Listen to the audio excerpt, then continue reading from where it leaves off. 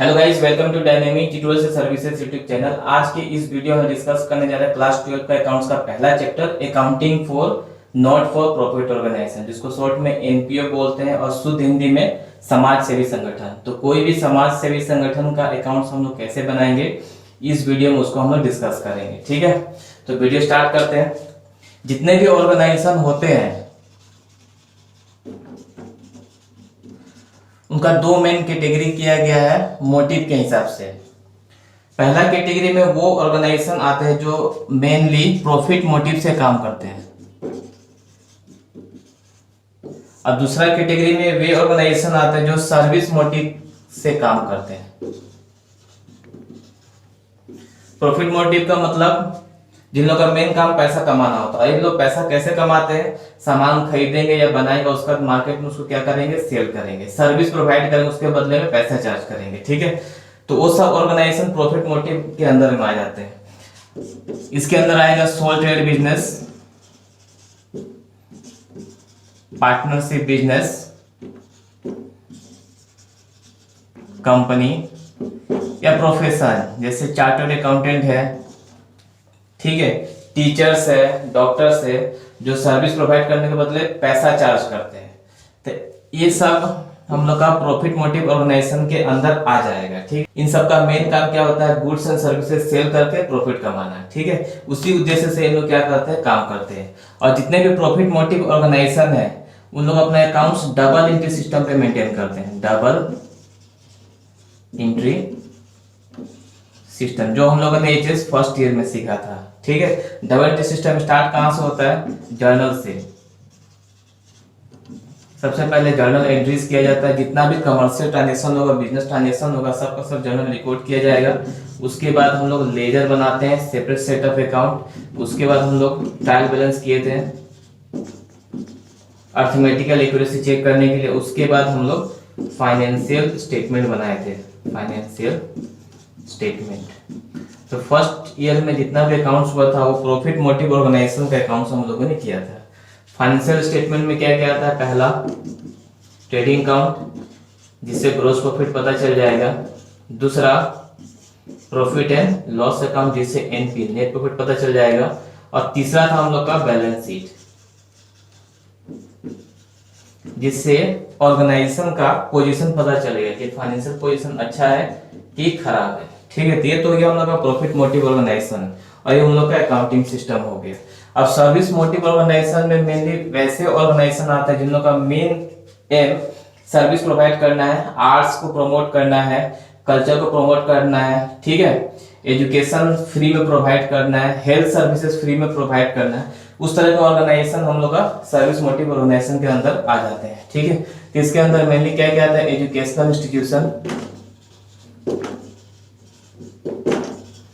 Educational institution का मतलब यहाँ पे मेनली गवर्नमेंट का स्कूल एंड कॉलेज, जिनका मेन एम फ्री में एजुकेशन प्रोवाइड करना होता है। ठीक है, हॉस्पिटल्स, यहाँ हॉस्पिटल्स का मतलब गवर्नमेंट हॉस्पिटल, जहाँ पे डॉक्टर 5 रुपए 10 रुपए फीस चार्ज करते हैं। लेकिन अगर वही प्राइवेट हॉस्पिटल में जाएंगे तो हाई चार्ज होता है, 500,000 तक फीस चार्ज किया जाता है। तो वो सब प्रॉफिट मोटिव ऑर्गेनाइजेशन के अंदर में आ जाएंगे। ठीक है, उन लोग प्रॉफिट मोटिव से काम करते हैं, लेकिन गवर्नमेंट हॉस्पिटल जो है वो सब का सब सर्विस मोटिव से काम करता है। ठीक है, क्लब हो गया, ठीक है, जैसे rotary club, lion club.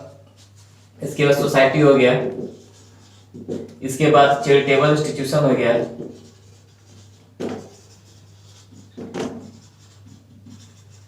Sports association हो गया।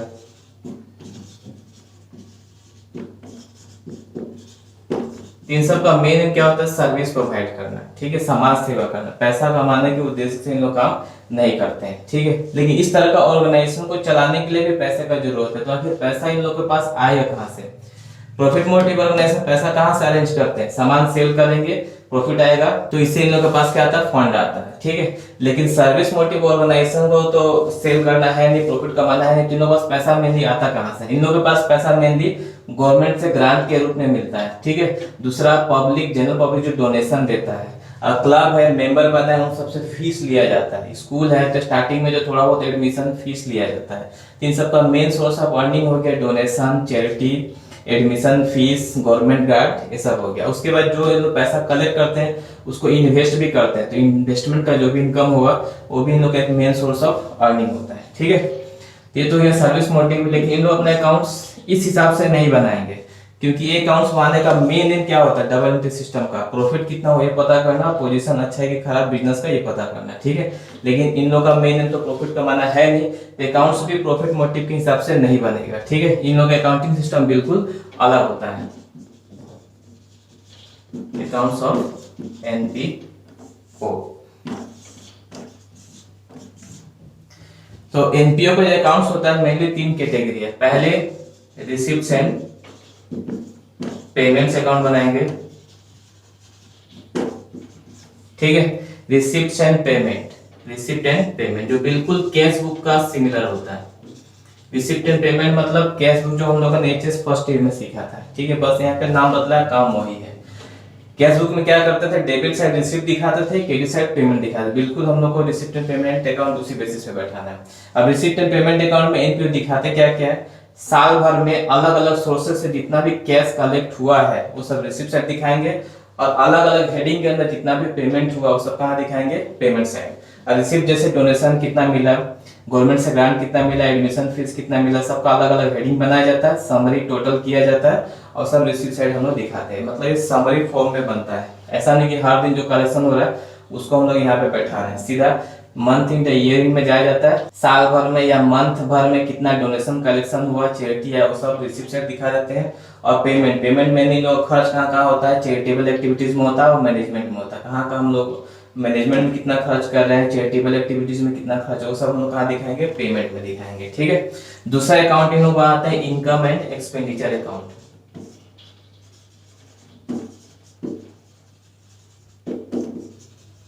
जो बिल्कुल प्रॉफिट एंड लॉस का सिमिलर होता है, सीधा ईयर एंड में बनता है, और बिल्कुल प्रॉफिट एंड लॉस अकाउंट जैसे जो ये था उसके हिसाब से बनता है। ठीक है, इसमें हम लोग दिखाते हैं इनकम कितना हो रहा है, और फिर एक्सपेंडिचर कितना हो रहा है, उसका फाइनली हाथ में कितना सरप्लस बच जा रहा है। उसके बाद लास्ट इन लोग आता है बैलेंस शीट। बैलेंस शीट से पोजीशन पता चल जाता है। तो ये तो हो गया प्रॉफिट मोटिव और सर्विस मोटिव ऑर्गेनाइजेशन का बेसिक कॉन्सेप्ट। अब समझते हैं हम लोग कि सर्विस मोटिव ऑर्गेनाइजेशन के पास पैसा कहाँ कहाँ से आता है और उन उस पैसे को कहाँ कहाँ खर्च करते हैं।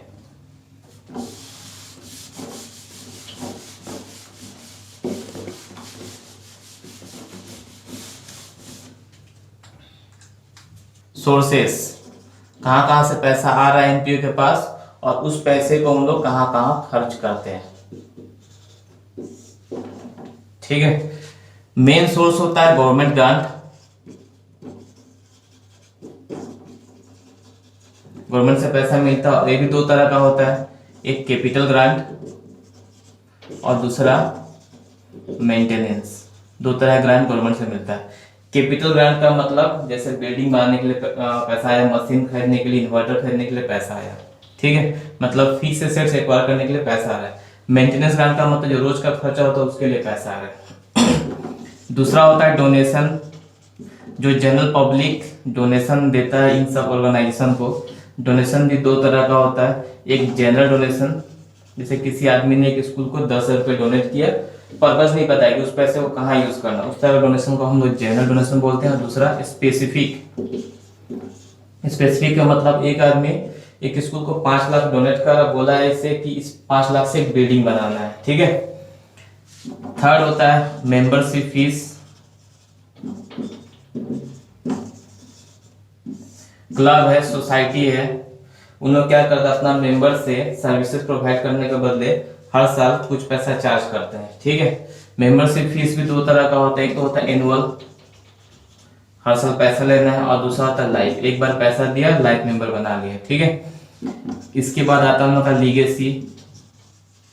लीगेसी का मतलब कोई एक आदमी बहुत रईस आदमी था, उसने एक वसीयत बनाई कि उस आदमी के डेथ के बाद जितनी प्रॉपर्टी है वो कॉलेज या स्कूल को डोनेट हो जाएगा, हॉस्पिटल को डोनेट हो जाएगा। उस तरह के अमाउंट को हम लोग लीगेसी बोलते हैं। इसके बाद एडमिशन फीस। ठीक है, entrance fees, club, school, charitable organisation join करने के लिए कुछ एडमिशन फीस है, एंट्रेंस फीस है, वो सब एक सोर्स ऑफ रिवेन्यू होता है। इसके बाद इन्वेस्टमेंट इनकम, जितना भी यहाँ पे फंड कलेक्ट हो रहा है उसको बैंक में डिपॉजिट कर दे रहे हैं, कहीं इन्वेस्ट कर दे रहे हैं, वहां से कुछ अर्निंग आ रहा है। इसके बाद डांस प्रोग्राम ऑर्गेनाइज किया, कॉन्सर्ट ऑर्गेनाइज किया, टूर्नामेंट ऑर्गेनाइज किए, वहां से कुछ पैसे का कलेक्शन हो जाता है। तो ये कुछ मेन सोर्सेस है जहां से एनपीओ के पास पैसा आता है। और इस पैसे को लोग मेनली खर्च कहाँ करते हैं? मैनेजमेंट के ऊपर, मैनेजमेंट एक्सपेंसेस, जैसे रेंट हो गया, इलेक्ट्रिसिटी बिल हो गया, जो स्टाफ काम कर रहे हैं उन लोग का सैलरी हो गया, ठीक है। ऑनरेरियम का मतलब किसी बाहर से कोई खास रिस्पेक्टेड पर्सन को बुलाया जा रहा है, जैसे कोच को बुलाया जा रहा है, जो भी मेंबर उन सबको क्रिकेट सिखाने के लिए, तो उसको जो पैसा दिया जाएगा ये हो गया ऑनरेरियम। इसके बाद डोनेशन या हेल्प टू नीडी पीपल, जैसे अभी कोविड का टाइम चल रहा है तो आप लोगों ने देखा बहुत सारे लोग हेल्प कर रहे हैं, राशन बांट रहे हैं, अलग अलग सर्विसेज प्रोवाइड कर रहे हैं फ्री में, ठीक है।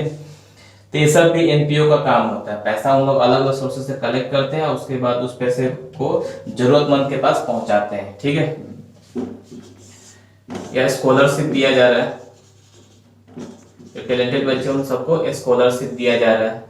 टूर्नामेंट हुआ उन सबके प्राइज या एसेट्स खरीदने में, ठीक है, बिल्डिंग बनाने में या कोई भी एसेट्स एक्वायर करना हुआ तो कुछ पैसा खर्च हो जा रहा है। ये सब मेन जगह है जहां जहां हम लोग पैसा खर्च करते हैं। तो एनपीओ का सोर्सेस, कहाँ से पैसा कलेक्ट हो रहा है, कहाँ उस पैसे को खर्च कर रहे हैं। तो जब एनपीओ अपने अकाउंट बनाता है, मेनली जो दो अकाउंट स्टार्टिंग है, रिसिप्ट एंड पेमेंट अकाउंट और इनकम एंड एक्सपेंडिचर अकाउंट, इन दोनों में यही सब हम लोग दिखाते हैं। रिसिप्ट एंड पेमेंट अकाउंट में क्या दिखाता है? सोर्सेस, कितना कैश कलेक्ट हुआ इन सब सोर्सेस से, ठीक है। और पेमेंट में क्या दिखाते हैं? रिसिप्ट एंड पेमेंट अकाउंट का पेमेंट साइड, ये जो एप्लीकेशन है यहाँ हम कितना पैसा खर्च कर रहे हैं, ठीक है। और इनकम एंड एक्सपेंडिचर अकाउंट में क्या दिखाते हैं? जितना भी सोर्सेस है इसमें से कुछ पैसा इनकम साइड जाता है और जितना भी एप्लीकेशन इसमें से कुछ पैसा एक्सपेंडिचर साइड जाता है, ठीक है। इनकम हम लोग क्रेडिट साइड दिखाता है, एक्सपेंडिचर हम लोग कहाँ दिखाता है? Debit side. दोनों का जो डिफरेंस होता है वो होता है सरप्लस, कितना पैसा एनपीओ ने साल भर में बचाया, ठीक है। तो यही सब हम लोग को रिसिप्ट एंड पेमेंट अकाउंट में और इनकम एंड एक्सपेंडिचर अकाउंट में हम लोग को दिखाना, उसका बैलेंस शीट हम लोग को करना होता है। ये तो हो गया कुछ basic concept not for profit organisation का। और इस चैप्टर से टोटल 10 मार्क्स के आसपास आप लोगों को क्वेश्चन मिलेगा। इसमें से एक होगा 5 मार्क्स का क्वेश्चन, इसमें थ्योरी भी रहेगा और साथ में और में प्रैक्टिकल दिया है। प्रैक्टिकल में mainly receipt and payment account आता है या इनकम मैनेजमेंट, दोनों में से कोई एक आता है। बैलेंस शीट आज तक एग्जाम में नहीं पूछा है, ठीक है। उसके बाद 1 मार्क का भी क्वेश्चन आता है, 2 और 3 मार्क्स का भी क्वेश्चन मिलेगा आप लोग को एग्जाम में, ठीक है। सब का सब थ्योरी होते हैं। ये तो हो गया हम लोग का एनपीओ का पहला वीडियो। अगले वीडियो में डिस्कस करेंगे एनपीओ का पहला account, receipt and payment account.